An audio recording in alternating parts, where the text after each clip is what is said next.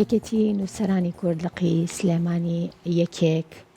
لەو دیدارە هەرە تایبەتانەی کەڕێکی خست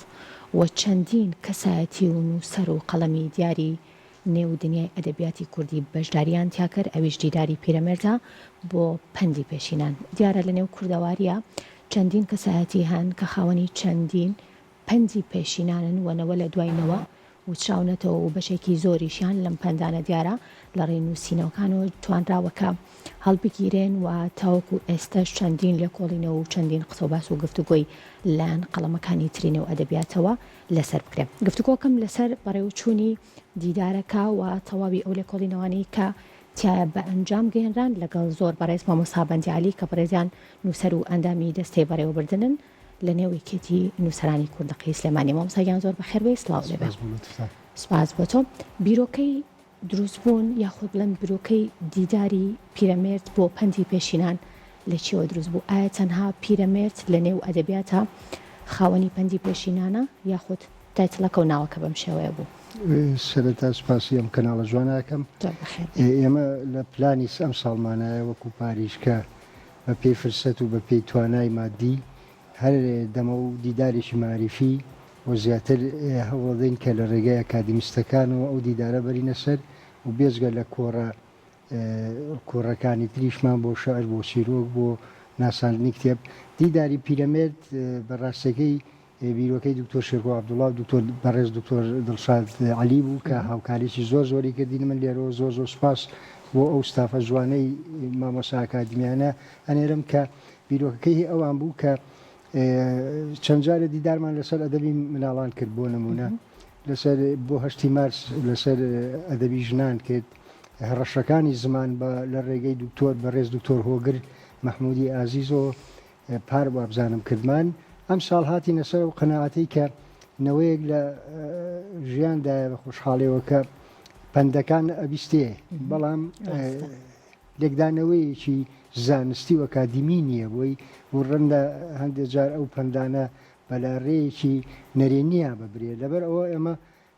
لەسەر تەکلیفی ئەو دوو بەڕێزە دکتۆر شێرکۆ عەبدوڵڵا و دکتۆر دڵشاد تەکلیفمان لە چەند مامۆسایە کرد هەر لە ڕێگای بەڕێز دکتۆر دڵشادەوە بە خۆشحاڵی و 12 توێژەری ئەکادمی باش هاتن بە دەنگ بانگەوازەکەمانە و ئیتر ئەوە بوو دەستمان کرد بە هینەکان دیدارەکان. باشە، بەسێک لە دیدارەکان بکەین بە شێوەیەکی گشتی دیارە نزیکی 12 لە کۆڵینەوە لە نێو ئەم دیدارە بابەتەکان زیاتر مامۆستا تایبەت بوون بەچی لە نێو دیدارەکە؟ تەنها چڕبوونەوە بوو لە نێو پەنجە پێشینانەکانی با بڵێن پیرەمێردە یاخود کەسایەتی تریشان کە لە نێو ئەدەبیاتە خاوەنی چەندین پەندی پێشینان و لە کۆڵینەوەی لەسەر؟ بەڵێ ئێمە سەرەتا کە ویسمان ناوێک هەڵبژێرین عادەتەن کە تۆ دیدارێکی وا گەوراکەی 2 ڕۆژ بە 4 جەلسە بە 4 دانیشتن هەر دانیشتنی 3 توێژەر بەشداریەکات دەبێن ناوێکی ناونیشانێکی بۆ هەڵگری. تۆزێ بەدگومانیە دروست بوو لەوەی کە زۆربەی وایە زانی بەس لەسەر پیرەمێرد قساکەین، بەڵام ڕاستە کە پیرەمێردی مەزن دەکرێ بڵێن بابی پەندی پێشینانی کوردی. وەلێ لە غەیری پیرەمێردیش مامۆستا عەلادین سەجادیمان هەیە، مامۆستا شەمحەمەی خاڵمان هەیە، چەند کەسیش کەمان هەیە، بەڵام ئێمە وەکو عادەتەن وەکو ڕەمز ناوی دیدارەکانین بە ناوی شاعیرێکەوە کە دەسوپلی دیار بووە لەو بارە. زۆر جار ڕەنگە لەمەوە دیداری بکەین بە ناوی دیداری گۆران بۆ شێعری کلاسیکی نوێ. لە ئێمە بەسەوە نابێت بەس هەر گۆران بخوێنینەوە چونکە کلاسیکی نوێ چەندین شاعری کەشمانە وەکو تایتڵێک وەکو تایتڵێکی دیدارەکە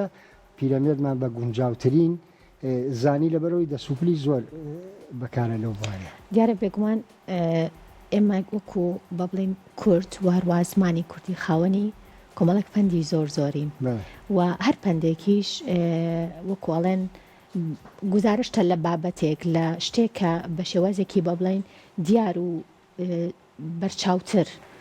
شوبهێنراوە بەو گفتوگۆیی کە ئێمەیکەین. بەڵام لەگەڵەوەشە ئەمەمسا وڵاتانی دەوروبەریشمان ئەگەر ئێمە سیرکەین بە بڵێن فارس، تورک، عەرەب وارووا بەشێک لە زمانە هەرە دیارەکان کە کورد لەگەڵیان بە بڵێن تێکەڵ بووە لە دێر زمانەوە ئەوانیش پەندیان هەیە، بەڵام هەندێک کاتێ بە شێوازی جیاوازتر ئەوان شوبهاندنەکان کردو. ئەم بابەت و بە بڵێن لێکۆڵی لە نێو لە کۆڵینەوەکانە هەبوون کە وڵاتانی تریش بە هەمان شێوە پەندی پێشینانیان هەیە و بەراوردێ بکرێ؟ بەڵێ بە خۆشحاڵی وەجارێ سەرەتا هەر یەکێ لەو توێژەرە بەڕێزانە ینی پێناسەیەکی چڕ و پڕی بۆ پند کرد ینی پندەوە بوو کە چەند حاڵەتێکیان باس کرد لەوە کە پند وەک چیرۆکێکی مێژووی دەجێڕێتەوە لە ڕووداوێکەوەیە هەندێک بنەمای تیاابێ کە کورت و پخت بێ ئاسان بێ بۆ تێگەیشتن و هەروەهاش هەندێک جات پەروەردەییە بەڵام ئەوەی کێشەکە ئەمڕۆ دوێنێ ئەمڕۆ قسە باشێکی زۆر جدیش لەوە کرا کە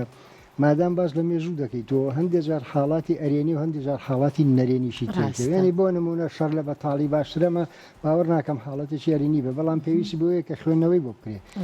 وەکوتیشم ئەم نەوە نوێی کە ئێستا خەریکی خوێندنەوەن و بەشێکیان دەستیشان کردووە بە نووسین و لێرەشەوە گلەیەکی زۆریان لێکەم چونچ ئێمە مەبەستی سەرچیمانەوە بوو چونچوانێ ئەم ئەمرێ ئێمە خۆمان دەزانین ئەو پندانەچیل بەڵام کەمترین ئامادەبوونیان هەبوو ئەو گلەیەم وەکو برایەکی گەورە وەکو مامێک لێ قوبولکەن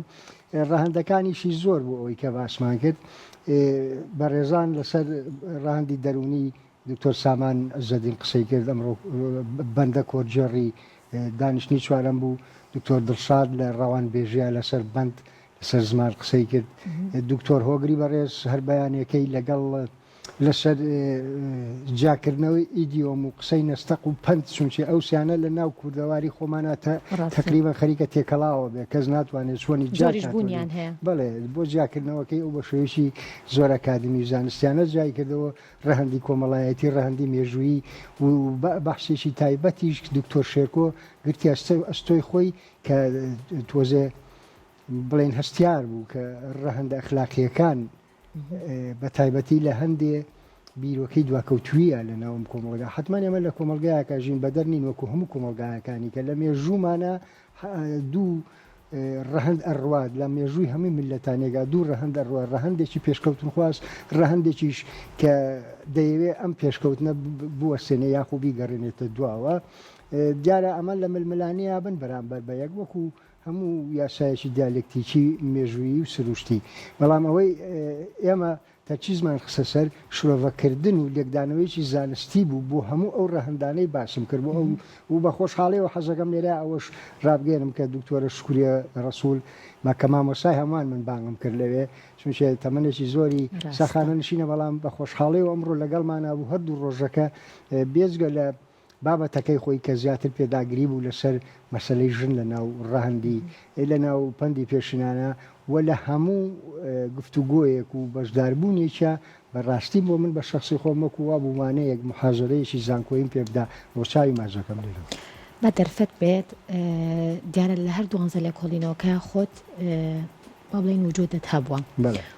با دەرفەت بێ بپرسم بزانم ئەگەر پێناسێکی پەندی پێشینان بکەین چکە من لەو کاتەوە 6 جار هێنام و بردم لە مێشکی خۆما پەندەکە هەر ئەو پەندەیە کە ئێمە ئەڵێن پەندێک وەرگری یاخود لێکدانەوەیکی تر هەیە پێشینانیش لە پێشهات و لەمەوە هاتووە یاخود با بڵێم پێناسێکی جیاوازتر و بابەتێکی جیاوازترە بوو بە مەراقم وڵامە مەسەبا بزانم پاسە دەکەم بۆ ڕژانی و پرسیارە دیارە کە ئەڵەی پەندی پێشینان پەند بنەماکانی وەکو مامۆستا بە ڕێزانە چەند جارێک هەر تۆزە جیاکاری هەبوو لە بینانە بەڵام ئەوەی کە بنەمای سەرەکی بووتایە یەک دەبێت باش لە ڕووداوێک چورێکی چیرۆکێکی لە پاڵەوە بێت دوو کورت و پوخت بێت و سێ نزیک بێ لە شێوەیەک لە شێوازی دەربڕینی فەلسەفیەوە تاوان لە ناو پەندا هەم فەلسەفەی ئەخلاق ڕەوشت مۆغاڵ ئەبینرێتەوە هەم خودی ئەساسی فەلسەفەش خۆی کە نزیکن لەو دەربڕینانەوە و ئەش بێت کە بڵاو بێتەوە وەکو دکتۆر دڵشاد ئەمڕۆ ئیشارەتی پێەیە لە بینی دکتۆر هۆگریش ئاینشتی وت بڵاوبوونەوەی ئاست و ڕادەی بڵاوبوونەوەی ئەم دێڕە پسکۆلەیە ئەم هەندێکیان دێڕێکی پسکۆلن هەندێکیان دوو دێڕ ئاوا دروستە بن هەم خەڵک ئاسان لە بیرەوەری خۆیان هەڵیەگرێت و هەمیش پند لە پندێکە وەکو چۆنەڵیت فکرەیەک وەرەگری بیرۆکەیەک وەرەگری ئەو بیرۆکەیە دەکرێ بڵێن ئەو پەندە لەوێ هاتووە کە من پند لە شتێک وەرەگرمانی وەکو چۆنەڵین لە ناو خۆمانە دەرسێکی لێ وەرەگرین هەم دەرسە دەمێنێتەوە بەڵام کێشەیەکی ئیشکالیاتێکی پشکۆل هەبوو کە هەموو مامۆستا بەڕێزەکان باش بوو ئەمڕۆ لێکیان نایە بە تایبەتی لە بەراوردکاریەکەی دکتۆر هاوژین سڵێوێ بەڕێز کە من زۆر بەدڵم بوو ئیشەکەی و لەگەڵ دکتۆرێکی بەڕێز دکتۆر دیاری بوو پێم وابێ کە بەراوردکاری بوو لە بینی پەندی کوردی و پەندی ئینگلیزی یا سووریانی هەتا ئەمڕۆ دکتۆرە هاوژینیش خانم ئەویش لەسەر بەراوردکاری لەگەڵ هینی عەرەبیا کردی. هینەکە لەوا بوو ئێمە وامان خەڵک بە زۆربەی وەکو جەناب دەفەرمی کاڵێن پەندی پێشینان وا دەزانێت یەکەم جار کە ئەمە بەس پەیوەندی هەیە بە مێژووە بە دیرۆکێکی کۆنەوە بە جیلاوجیلنەوە بنەوە بە لە ڕێگەی جێڕانەوە لە پێشا هاتووە ئەو جاد ئەخرێتە سەر لە سەردەمانێکی تایبەتیا ئەخرێتە سەر وەرەقە و ئەکرێ بە کتێب هەتایەکێ لەو دکتۆرە بەڕێزانە باسی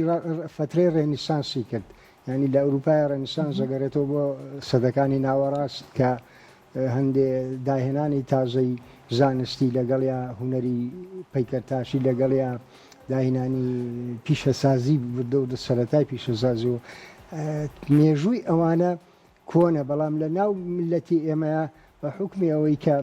ئەو سەرچاوانەی لەبەر دەستمانان مێژوەکانی ڕەنگە وەکوهی ئەوان کۆن نەبێ بەڵام ئەوە مانای ئەوە نییە کە ئێمە خاوەنی پەندی خۆمان نین و پند هەر بۆ زانیاری بە ڕێزشتان جۆرێکە لە دەربڕینی شعریش تەنانەت یان یاکرێ بڵێن شێوازێکی دەربڕینی ئەدەبیشە توێن بڵێ هوەرە هەمووی هوەرە هوەر سەرچاوی هەموو بەشەکانی ترە موزیک هوەرە ئەدەب شعر چیرۆک ڕۆمان هوەرە حتاکو و نمایشکردن هوەری تەشکیلی هەر هوەرە هوەر قوتابخانە گەورەکەی ئێمە هەموو فەرعەبچووەکانی زۆر باشە کەواتە مامۆستا گرنگ بوو ئەم دیدارە بەڕێوە بچێت واتە ئەم لێ کۆڵینەوانی کە تایبەت بوون بە بەشێک لەو پەندە پێشینانە کە ئێمە لە دەما و دەم لە باو با پیرانمانەوە کە زۆر جاڵێن پەندەکان بە بڵێن ئەیبرەتن بۆ کەسەکان بۆ ئەوەی کە شتی لێەوە فێر ببن ئەمە بۆیە دەما و دەم هاتووە و گرنگی شەکە هەبن بۆەوەی کە کەسەکە بە باشتر لێ تێبگا وەکو خۆشت ئاماژەت پێکرد پەند ئەبێت زوو بەناو خەڵکا بڵاو بێتەوە ئەم دیدارە تا چەند گرنگ بوو بە ئەنجام گەرێ و تا چەند گرنگە کە لێکۆڵینەوەی تر لە ساڵانی ئایندا بەردەوامی هەبێت بۆ دیداری لەم شێوەیە